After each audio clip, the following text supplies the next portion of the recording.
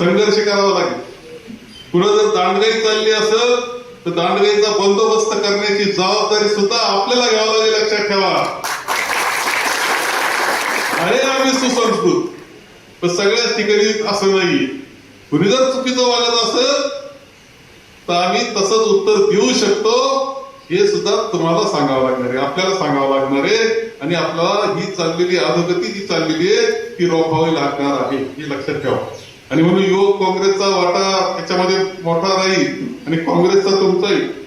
आणि महत्वाची जबाबदारी आहे की आपलं संगमनेर टिकवणं, आपल्या संस्था टिकवणं, आपली सगळी संस्कृती टिकवणं, राजकीय संस्कृती, सामाजिक संस्कृती, एक अत्यंत सुंदर असलेलं बंधुभावाचं वातावरण हे टिकवणं आणि विकासाची वाटचाल जी आहे ती पुन्हा कशी करायची या दृष्टीने विचार करणं, याचं काम आपल्या सगळ्यांना करावं लागेल.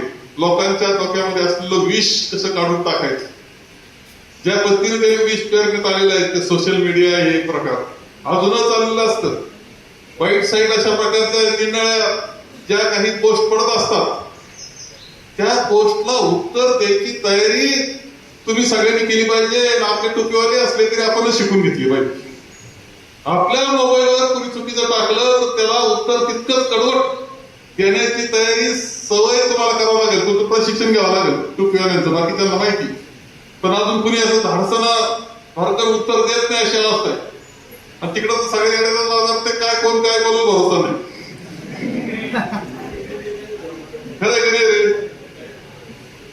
म्हणजे या सगळ्याला उत्तर कसं द्यायचं हे आपल्याला पाहावं लागणार आहे, उत्तर द्यावंच लागणार आहे. हे सगळं वाचवण्याची जबाबदारी आपली आहे.